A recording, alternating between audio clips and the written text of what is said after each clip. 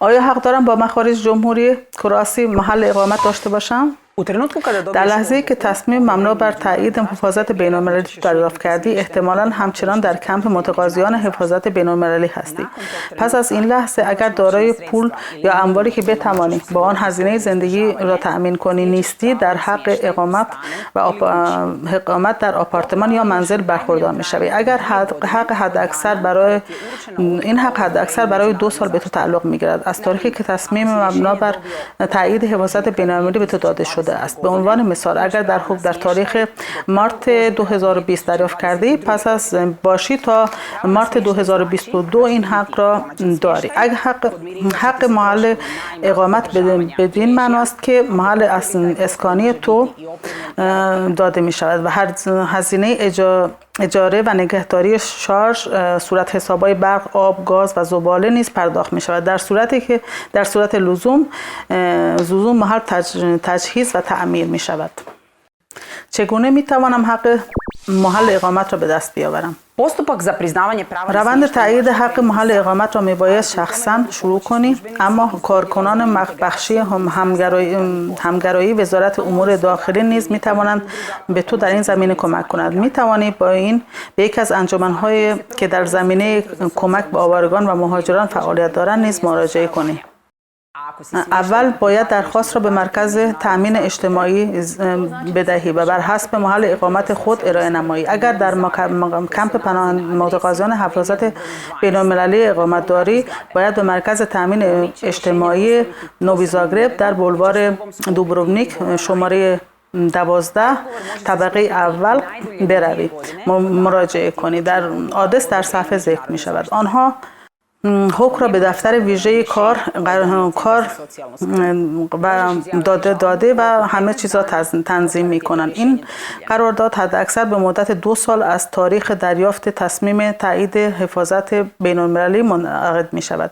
اگر از حکم دریافتی که از مرکز تأمین اجتماعی راضی نیستی، می توانید در ظرف مدت 15 روز از دریافت به نسبت به او اعتراض کنید. آیا می توانم شهر محل زندگیم در کراسی را انتخاب کنم؟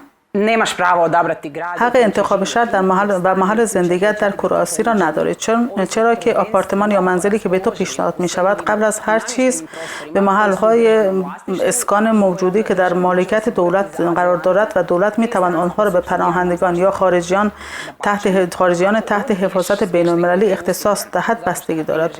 حتی اگر محل سکونت پیشنهادی که برای تو تضمین شده را به خاطر اینکه می خواهی در شهر دیگری زندگی کنی رد کنی، این خود دلیلی خواهد شد برای اینکه این حق را از دست بدهی. در چه مواردی حق محل اقامت از من سلب می شود؟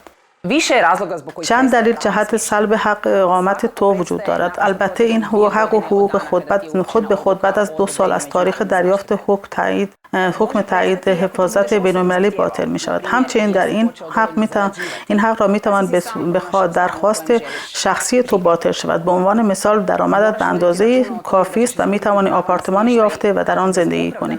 باید یاد داشته باشی که در صورتی که بدون دلیل موجه محل اقامت پیشنهادی را رد کنی، در این حق از تو سلب می شود، چرا که به عنوان مثال می خواهی در شهر دیگری زندگی کنی و محل اسکان در شهر دیگری به تو داده شده است.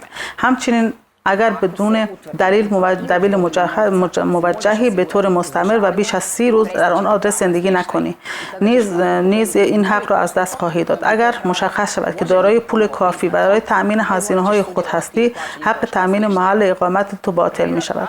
در این صورت باید روند درخواست جدیدی که در آن حق به تو بازگردانده می شود را شروع کنی. اما در این صورت باید برای تأمین هزینه‌های مسکن مشارکت کنی. دلیل دیگر برای حذف شدن این حق این است که از آن مواظبت نمی‌کنیم. به عنوان مثال مبلمان و وسایل موجود در منزل را از بین میبری. همچنین در صورتی که مشخص شود که از محل سکونت برای اهداف دیگر استفاده می‌کنی، این حق از تو سلب می‌شود. به عنوان مثال از آن برای محل کار یا نه مسکونی استفاده می‌کنی. پس از گذشت 2 سال در ارتباط به مسکن چه حقی دارم؟ پس از گذشت 2 سال از دریافت تصمیم مربوط به تایید حفاظت بین‌المللی بیش از این که این حق تأمین مسکن از برخوردار نخواهی بود.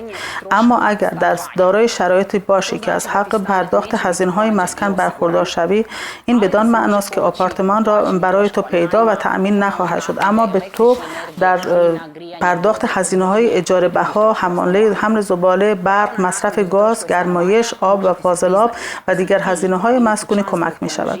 حق کمک و هزینه‌های مسکونی در صورتی به تو تعلق می‌گیرد که خانواده‌ای که در آن زندگی می‌کنی از حداقل حقوق تضمینی برخوردار باشند که در صورتی که دارای درآمد کافی برای پرداخت هزینه‌های اولیه زندگی نباشی، این حق به تو تعلق می‌گیرد. چه زمانی باید در تأمین هزینه‌های مسکن مشارکت کنم؟ اگر مشخص شود که دارای پول یا اموالی هستی که به وسیله آن می‌توانی بخشی از هزینه‌های مسکن را تأمین کنی، مسکن مناسبی برای تو تعیین می‌شود که اما میبایستی در پرداخت و هزینه‌های آن به عنوان مثال بخشی از اجاره بها، صورت حساب‌ها و غیره مشارکت کنی. پولی که داری به عنوان مثال می‌تواند از محل کار، حقوق بازنشستگی یا پس‌انداز باشد و اموال هم شامل اموال منقول ارزشمند، اموال غیر منقول، پول نقد و ارز خارجی و داخلی در مورد مشابه باشد.